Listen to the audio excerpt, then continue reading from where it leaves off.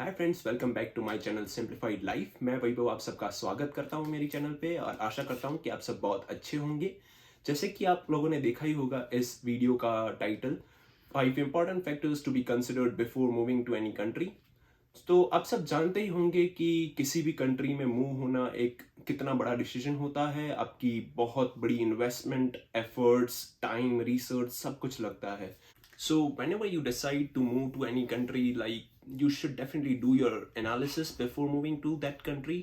And there are like very hot favorite countries such as New Zealand, Canada, Australia, USA, and many more. तो सभी countries के pros और cons होते हैं जिसको हम कंसिडर करेंगे और उसके बाद जिसको हम कंसिडर करते हैं और उसके बाद हम डिसाइड करते हैं कि ये कंट्री मेरे लिए बहुत अच्छी होंगी। तो चलिए शुरू करते हैं फैक्टर नंबर 1 से। Factor number 1 is uncertainty.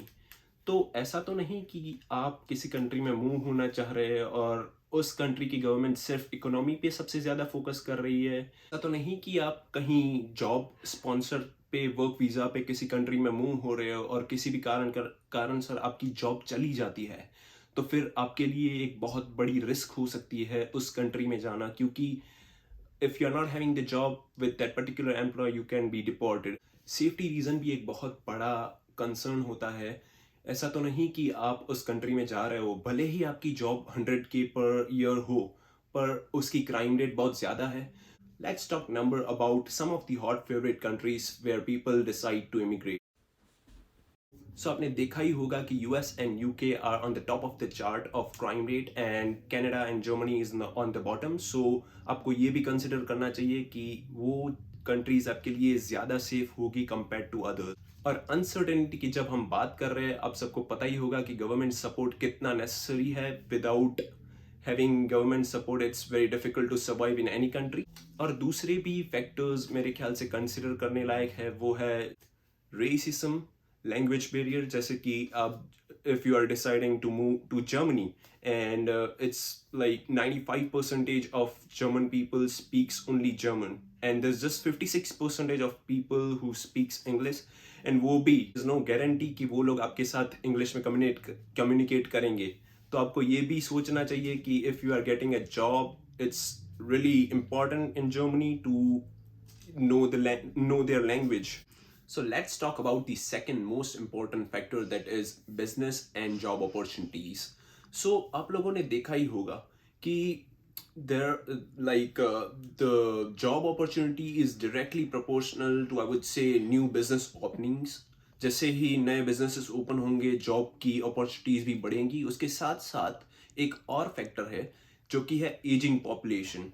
जो जैसे कि किसी भी कंट्री की अगर पॉपुलेशन मतलब ओल्ड एज है तो उधर चांसेस थोड़े से ज़्यादा है आपके कि आपको अच्छी जॉब अपॉर्चुनिटीज मिलेगी। Let's consider it through an example.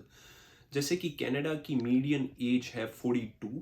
उसमें भी government is very much lean to the population in growth, so there are like lots of new born babies. So देखा जाए तो in any of the business you would see there are like lots of people who is about to retire in next 5 to 10 years.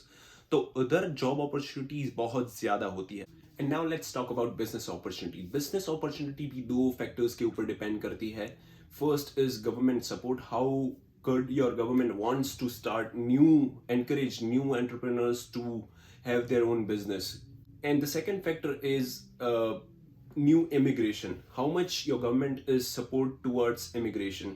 क्योंकि जैसे ही नए कोई भी लोग immigrate होंगे किसी भी कंट्री में, तो वो लोग सेट होने के लिए definitely in a long run वो सोचेंगे कि खुद का अपना एक बिजनेस हो। और उसके पास एक एडवांटेज भी होता है कि वो कोई भी एग्जिस्टिंग बिजनेस मॉडल जो अपनी कंट्री में सक्सेसफुली चल रहा है वो आके एक नई मार्केट के अंदर लॉन्च करे, जिसके अंदर रिस्क बहुत कम होता है। और उसके साथ साथ जॉब अपॉर्चुनिटी एज एंड कंट्री की इकोनॉमी ग्रो होगी, तो ये फैक्टर आपको जरूर कंसिडर करना चाहिए। और तीसरा फैक्टर जो मैं बात करूंगा वो है इमिग्रेशन एनकरेजमेंट। इमिग्रेशन एनकरेजमेंट बहुत ज़रूरी होती है किसी भी कंट्री में सेटल होने से पहले। आपको ये चीज़ ज़रूर कंसिडर करनी चाहिए कि if you want to go and set in XYZ country, how willing that XYZ country wants you to be in that country to get settle. तो ये बहुत ज़रूरी है कि कोई भी कंट्री अगर खुद सपोर्ट कर रही है इमिग्रेशन, तो उधर आपको जाना थोड़ा सा बेनिफिशियल हो सकता है, क्योंकि वहाँ पे पॉपुलेशन डेंसिटी हो सकता है कि कम हो, या फिर कम पॉपुलेशन के कारण गवर्नमेंट इमिग्रेशन सपोर्ट कर रही है, जहाँ पे इन long run there's like lots of future growth. So in long run it would be really beneficial for you.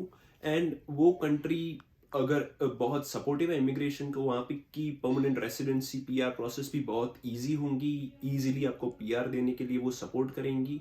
So let's say कि कोई स्टूडेंट वीज़ा पे 2 साल के कोर्स के ऊपर आता है और उसके बाद 1 साल यहाँ पे फुल टाइम वर्क परमिट पे काम करता है, तो government will encourage them to file their PR and definitely give them their permanent residency. And in long run आपको किसी भी कंट्री में सेट होना चाहिए, तो एटलीस्ट आपको पीआर होना तो बहुत ही ज़रूरी है. And fourth factor I would like to consider is housing loan. अब कुछ लोग बोलेंगे कि आप जाते ही तो घर लेने वाले हो नहीं, पर अगर कोई लेट्स से कि पीआर पे आता है और यहाँ पे फैमिली के साथ ही आता है, तो वो डेफिनेटली ये सोचेगा कि भाई वो पहले अपना घर ले, उसके बाद कुछ अटेंड करे. या फिर जैसे कोई स्टूडेंट है तो वो किसी भी जगह पे 2 साल रहेगा, अपना कोर्स करेगा, उसके बाद वर्क परमिट पे आएगा, जैसे ही थोड़े से स्टेबल होंगे उसके बाद ये वो डेफिनेटली कंसिडर करेगा कि वो उसका खुद का घर हो, क्योंकि after business house is considered to be a most valuable asset. तो आप जिस भी कंट्री में जाने की सोच रहे हो वहाँ के मॉर्गेज रेट्स की जानकारी आपको ज़रूर होनी चाहिए, क्योंकि in in long run you are definitely going to buy your own house, and वो एक बहुत बड़ा एसेट होता है, तो उसकी जो लोन होती है वो एटलीस्ट 20-25 ईयर्स भी लॉन्ग हो सकती है. तो आपको कंसिडर करना चाहिए कि किस कंट्री में मॉर्गेज रेट्स कम है. So let's talk about our last factor which according to me is the most important factor.